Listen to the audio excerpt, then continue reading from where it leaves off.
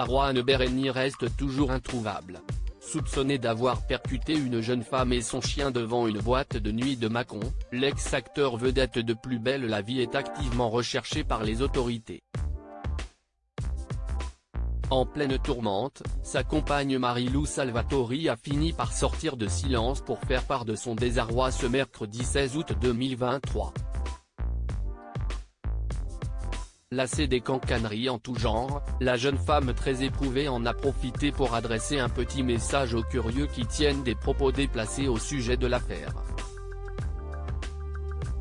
Depuis 2 semaines, Marouane Bereni, ex-acteur emblématique de Plus belle la vie fait parler de lui dans la rubrique Faits divers. Le 3 août dernier, l'interprète d'Abdel Fedala aurait percuté une jeune femme ainsi que son chien avec son véhicule aux abords d'une boîte de nuit, le Club 400, à Mâcon. Après l'accident, le comédien aurait pris la fuite. À ce jour, Marouane Bereni est toujours activement recherché par la police et introuvable. La victime aurait selon nos confrères du journal de Saône-et-Loire une clavicule et plusieurs côtés cassés. Cette dernière aurait également été touchée au foie et aux poumons. Toujours selon leurs informations, les forces de l'ordre auraient rapidement mis la main sur le 4x4 Mercedes de Marouane Bereni. Dans les médias et sur la toile, un cliché du bolide a même fini par être dévoilé. La voiture était présente depuis le vendredi 4 août au lieu dit Le Vivier, à Fleury, Rhône, commune du Beaujolais limitrophe de la Saône-et-Loire, à proximité de Romanèche-Thorin, apprend-on.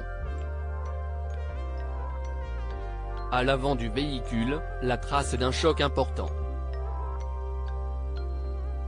De plus, les proches de Marouane Bereni n'auraient aucune nouvelle de lui. Ce mardi 15 août 2023, Marie-Lou Salvatori, sa compagne est pourtant sortie du silence. L'occasion pour elle de mettre fin à de multiples rumeurs.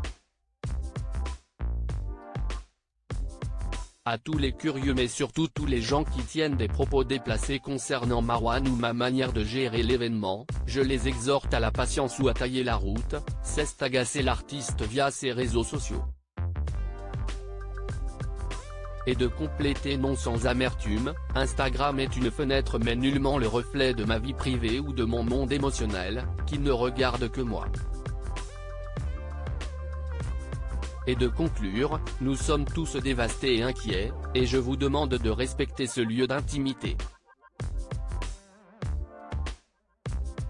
Merci. Une prise de parole inédite est nécessaire en cette période délicate. Pour rappel, les autorités qui se sont rendues au domicile de l'acolyte de Dounia Cohézin souhaitent uniquement l'interroger comme témoin.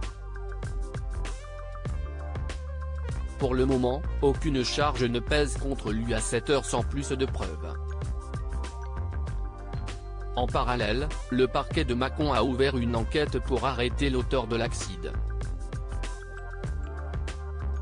Quant à la victime qui a été prise en charge par les services hospitaliers, elle a écopé de 28 jours dites.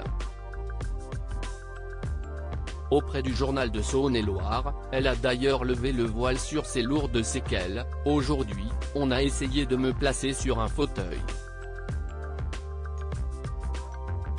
Maintenant, je n'arrive plus à marcher. Ayant quelques souvenirs du choc, la femme fauchée les a également évoqués dans leur colonne. Le véhicule avait largement le temps de s'arrêter ou de passer.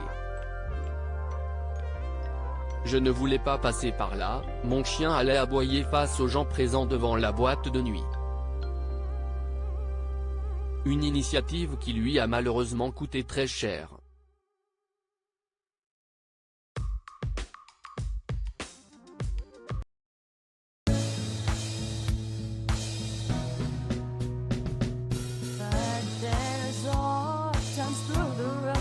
I think you can let me know. Sit down, sit back, let me help you out.